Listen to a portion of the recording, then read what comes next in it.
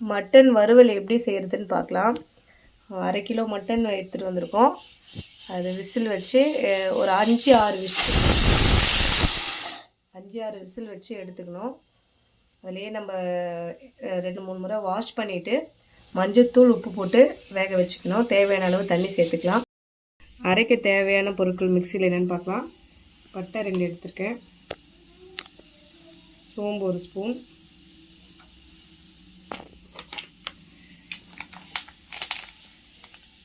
கசகசா சிறிது,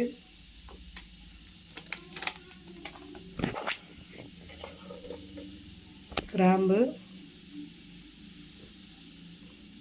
ஒரு 3 போட்டுக்கலாம்.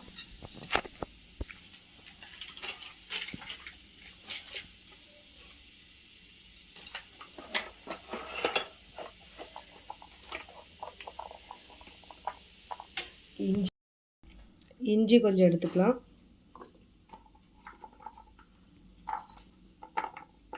பூண்டு 20 பல் இருக்கும். வெங்காயம் 2 கட் பண்ணி வச்சுக்கணும். தக்காளி 2 அதையும் கட் பண்ணி வச்சுருக்கேன்.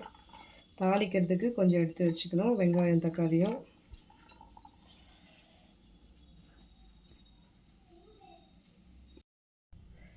மிக்சியில்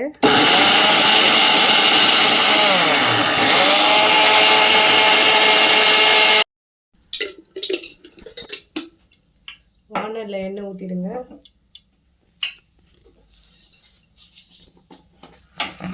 தாளிக்கு கடுகு போட்டுட்டு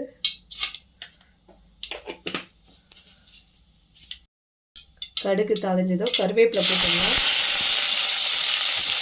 வெங்காயம், தக்காளி இது நல்லா வதங்கணும். வதங்கினதுக்கப்புறம் நம்ம மிக்சியில் அரைச்சி வச்சுருக்க இல்லையா இந்த மசாலா விழுது அதில் சேர்த்துடணும்.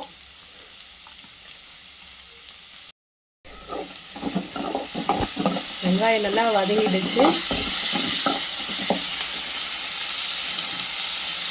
ஏற்கனவே நம்ம கறி வேக வைக்கும்போது பாதி அளவு உப்பு சேர்த்துருக்கோம். வெங்காயத்தில் கொஞ்சம் ஸ்பூன் பாதி அளவு உப்பு சேர்த்துக்கலாம். உங்களுக்கு என்ன அளவு உப்பு தேவையோ அந்த மெஷர்மெண்ட்டில்.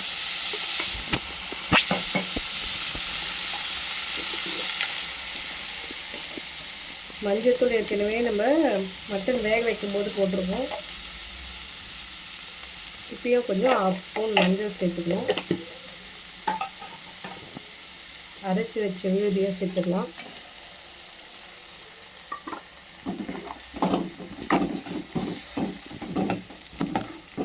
நல்லா வதங்கட்டும். வதங்கின பிறகு வேக வச்சுருக்க மட்டன் எடுத்து நம்ம அதில் சேர்த்துடணும்.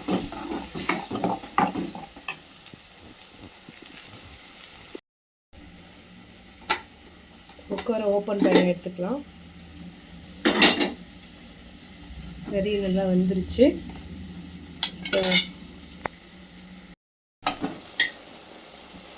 வெங்காயம் நல்லா வதங்கிடுச்சு. வதங்கின பிறகு மிளகாத்தூள் சேர்த்துக்கலாம் காரத்துக்கு ஏற்ப. நாங்கள் 1/2 கிலோ மட்டன் வாங்கிட்டு வந்திருக்கோம். அதுக்கேற்ற மாதிரி நான் காரம் சேர்க்குறேன்.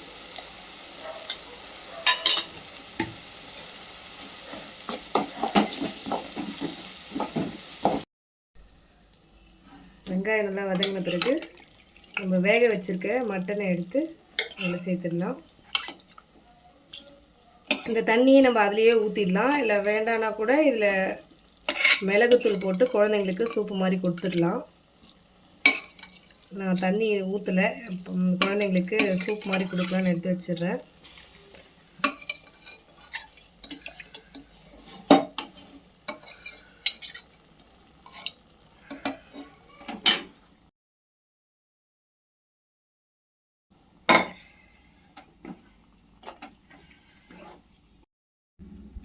இந்த மட்டன் தண்ணியில் சூப்பு எப்படி போடுறதுன்னு பார்க்கலாம்.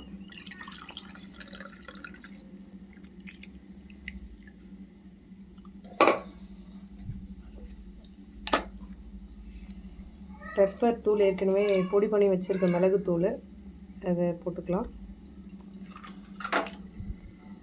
மல்லி கொத்தமல்லி தழை சின்ன சின்னதாக கட் பண்ணி சேர்த்துக்கணும்.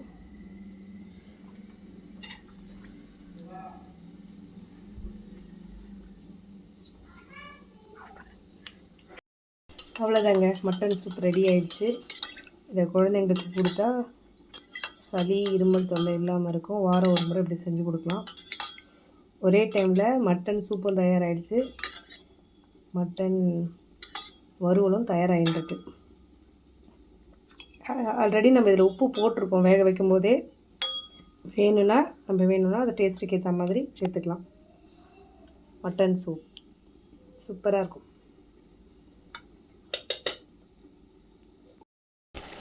இது நல்லா கொதிக்குது. ஒரு 5 மினிட்ஸ் மூடி வச்சிடலாம்.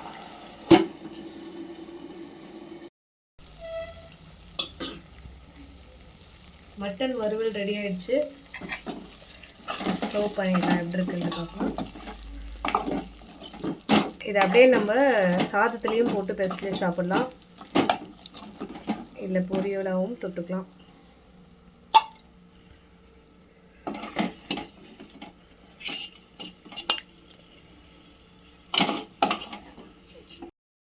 அவ்வளோதாங்க, ஃபைனல் டச்சை நம்ம கொத்தமல்லி தூவிடலாம். சூப்பரான மட்டன் வறுவல் தயாராகிடுச்சு.